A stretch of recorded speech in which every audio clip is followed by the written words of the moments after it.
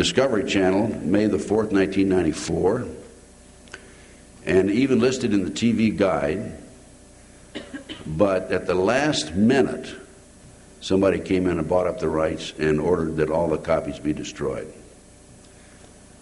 I hold in my hand a bootleg copy of that show. And what we are going to do, Rusty and I and John DeCamp, we're going to complete this story, and nobody's going to buy us off. I don't know if we can get it on Discovery Channel or not, but we're going to do our own video. And we're going to basically include the information here on this video, and we're going to update it. We're going to include the $1 million judgment. We're going to include information about more details about the kidnapping ring, and including an interview with Noreen Gosch. Noreen Gosch's 12-year-old son was kidnapped back in 1982, Johnny Gosch. There's a book out. It's called Why Johnny Can't Come Home. And I was supposed to have a case of them here tonight, but something happened. I guess, I don't know, maybe they're in the mail someplace. But Paul Bonassi helped kidnap Johnny Gosch, and he gave us a statement to that effect. And they took Johnny that first day. He was kidnapped on a Sunday. He was delivering his Sunday Des Moines Register. Took him to a safe house in Sioux City, Iowa. They kept him there.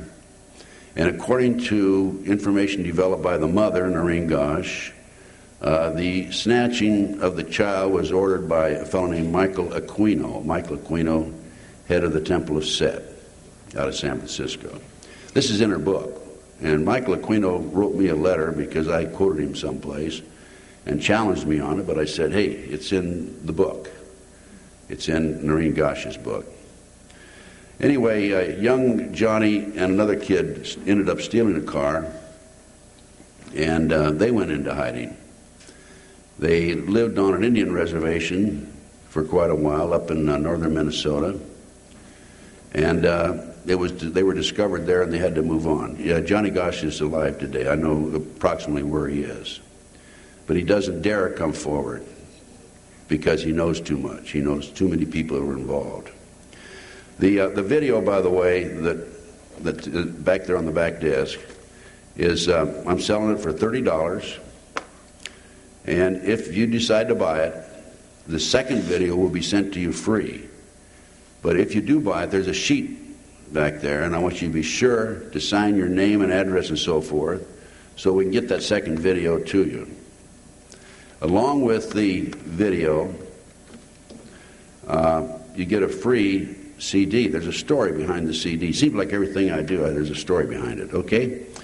This CD is called, it's a song by a fellow named Dave Pesnell. It's called Judas of D.C. Now, Dave, I've known Dave about 20 years, and he bought quite a bit of land outside San Bernardino, California, worthless land, basically. That's why he got it so cheap. He learned there was a water table underneath it. He made a deal with the Japanese, some Japanese private businessmen. They were going to build a plant because of the water there. He went out one day to inspect the land. He was met by soldiers, U.S. Army uniforms, with automatic weapons, told, get off the land. You can't come here. Dave ended up going to court. He lost in court. But what they didn't know about Dave, or if they did, they didn't do anything about it, he's a musician. And so he wrote this song, Judas of D.C., and it talks about how we are being double-crossed by the Washington gangsters. It doesn't matter if they're Republicans or Democrats. There's not a dime's worth of difference between any of them. Okay? But this goes along with the videotape if you decide to buy it. Also, here's something else that's very interesting. In the trial, which resulted in a $1 million judgment, I have the transcript back there. It's probably 160 pages. It's available, and it's fascinating reading, fascinating reading. I've accumulated 22 years of research and written these own books for myself. I might make $5-6 a book, okay? So you don't get rich doing this. In fact, you go broke doing it. Every dime I have, I put into this cause. So I urge you to buy some of my reports, my personal reports, and make copies. I'm not in this because there's nothing back there copyrighted. Buy it, make copies, spread the word, okay? Now, there's something else that I need to bring to your attention. This is a book about the CIA, the Finders. This tied back into the Nebraska case. The Finders is a CIA covert operation. As far as I know, it's still operating. That was established in the early 1960s. And their task at hand was to kidnap children. Going back to the Nebraska case, what do they do with these kids that they kidnap? Paul Benassi has attended 6 auctions where they auction children. Any age from 3 and 4 all the way up to 21. They put a tag around their neck. They're in their underwear. They have a number on the tag. And people down below bid on them. The kids sell for between $15,000 to $50,000. I've even heard of one kid going for $100,000. Well, who's buying them? According to Paul, you can't afford that, huh? Okay. You don't want it either, I'm sure. According to Paul, they're one of the locations outside of Las Vegas, about 50 miles outside of Las Vegas, and I located it. It's an airstrip.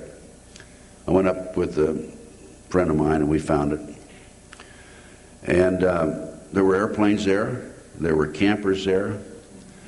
And there were men who, with foreign accents. There was a police officer there, at least somebody in a uniform. The kids are auctioned off and put on the airplane, and nobody knows what's happened to them. Now, in the last 4 years, we meaning I network with a lot of people, of course. We've had information from 2 airline employees, one in Denver, Colorado, and one in Los Angeles, LAX. In Denver, Colorado, I happened to be lecturing there that night that this occurred. And an airplane with 210 children was being fueled in Denver.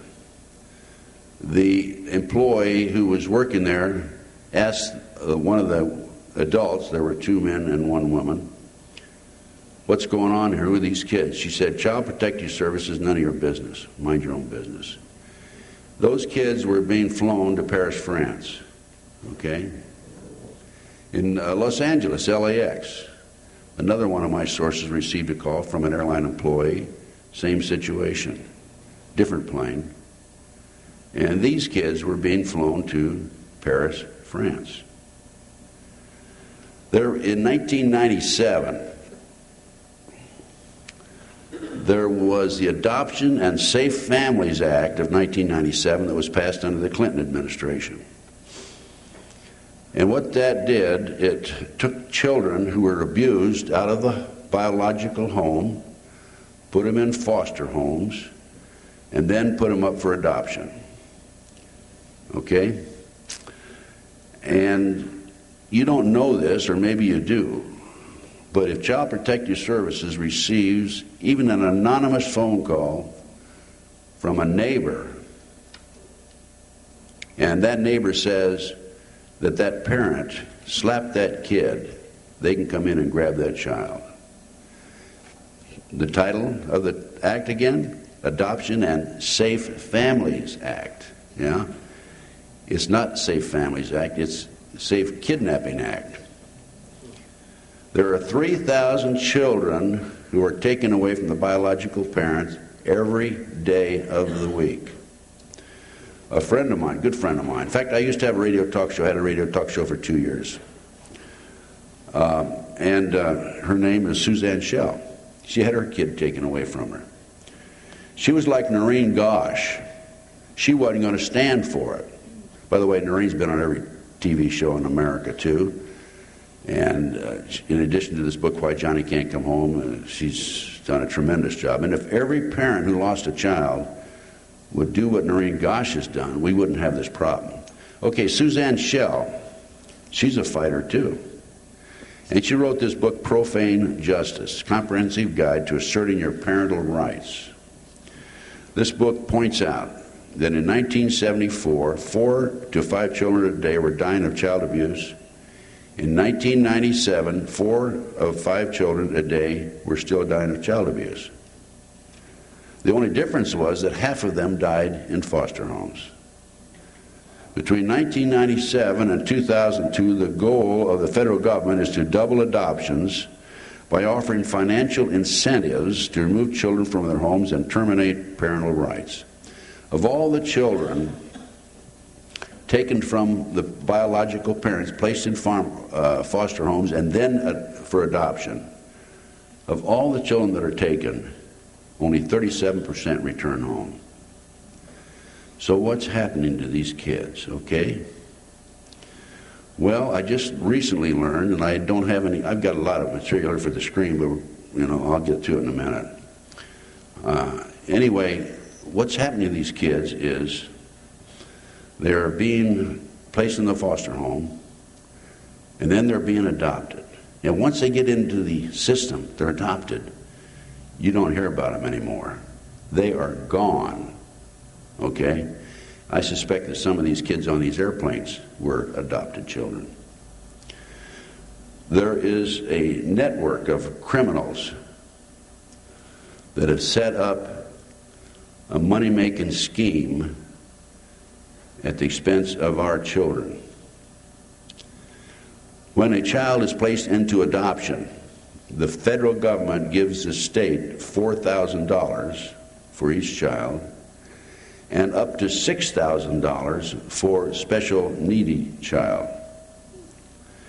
There's a racket going on in America today where the kids are being placed into adoption. And let's say, for example, Joan Smith, say 4 or 5 years old, is placed up for adoption and is adopted and is gone. That same person is then changed to Joan Smithley. And then they change the name again. They change it 4 times. And then they adopt that same person 75 times. 79 times $4,000 is a lot of money. And you have this network of criminals, you have attorneys, you have judges who are involved in this. That's not all. That is not all. Then what happens is once the adopted parent gets the child and starts receiving the money, and by the way, they go on Medicaid right away too, by the way.